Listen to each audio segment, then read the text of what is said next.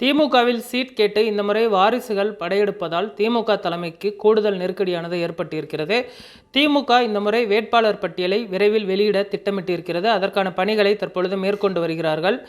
தை மாதத்திற்கு பின்பு இந்த வேட்பாளர் பட்டியல் வெளியாகும் என்றும் எதிர்பார்க்கப்படுகிறது. இந்த முறை பார்த்தோமேனால் அமைச்சர் துரைமுருகன், அதே போன்று பொன்முடி உள்ளிட்ட மூத்த தலைவர்கள் போட்டியிடுவதற்கு வாய்ப்பானது மறுக்கப்படும் என்றும் தகவலானது வெளியாகி இருக்கிறது. ஒருவேளை அவர்கள் போட்டியிட மறுத்தால் அந்த தொகுதிகளை அவர்களுடைய வாரிசுகளுக்கு கொடுப்பதற்கு திமுக தலைமைக்கு கூடுதல் நெருக்கடியானது அளிக்கப்பட்டு வருவதாக தகவலானது வெளியாகி இருக்கிறது.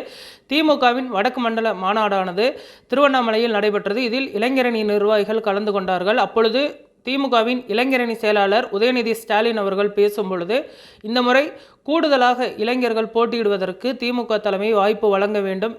சட்டப்பேரவையில் இந்த முறை அதிக அளவிலான திமுகவின் இளைஞரணி நிர்வாகிகள் இடம்பெற வேண்டும் என்றும் பேசியிருந்தார். இது திமுகவின் மூத்த அமைச்சர்களுக்கும் நிர்வாகிகளுக்கும் கடும் அதிர்ச்சியை கொடுத்திருப்பதாக சொல்லப்படுகிறது.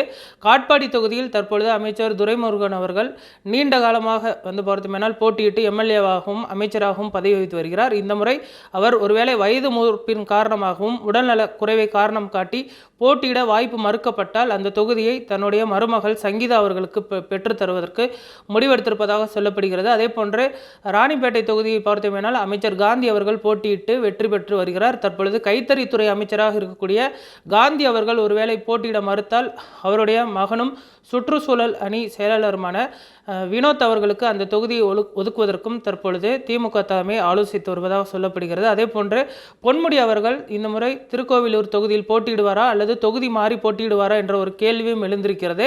ஒருவேளை அவர் தொகுதி மாறி போட்டியிடலாம் அல்லது அவர் போட்டியிடாமல் பின்வாங்கினால் அந்த தொகுதியை அவருடைய மகன் கௌதம சிகாமணி அவர்களுக்கு ஒதுக்குவதற்கும் திமுக தலைமை திட்டமிட்டிருக்கிறது. இன்னும் அதிமுகவில் விருப்ப மனு கொடுக்கக்கூடிய அந்த பணிகள் துவங்கி இருக்கிறது. ஆனால் திமுக விருப்ப மனு வாங்கக்கூடிய அந்த பணிகளை தற்பொழுது வரை துவங்கவில்லை. ஏற்கனவே அவர்கள் வேட்பாளர் பட்டியலை தயார் செய்யக்கூடிய பணிகளை துவங்கியிருக்கிறார்கள். ஒருவேளை விருப்ப மனு பெற்றால் அது ஒரு சம்பிரதாயமாகத்தான் இருக்கும் என்றும் எதிர்பார்க்கப்படுகிறது. விருப்ப மனுவை பெற்றாலுமே கூட ஏற்கனவே எந்தெந்த வேட்பாளர்கள் எந்தெந்த தொகுதியில் போட்டியிட வேண்டும் என்று திமுக தலைமை முடிவெடுத்திருப்பதாக சொல்லப்படுகிறது. அதற்கு திமுகவின் மூத்த நிர்வாகிகள் வழிவிடுவார்களா, அவர்களுடைய வாரிசுகளுக்கு இடம் ஒதுக்கப்படுமா என்பதனை பொறுத்திருந்துதான் பார்க்க வேண்டும். தற்போதைய சூழலில் திமுக தலைமையை பொறுத்தவரை ஒவ்வொரு மாவட்டங்களுக்கும் சென்று நலத்திட்ட உதவிகளை வழங்குவது, அதே போன்று எஸ்ஐஆர் பணிகளை தீவிரமாக கண்காணிப்பது உள்ளிட்ட பணிகளில் ஈடுபட்டு வருகிறார்கள்.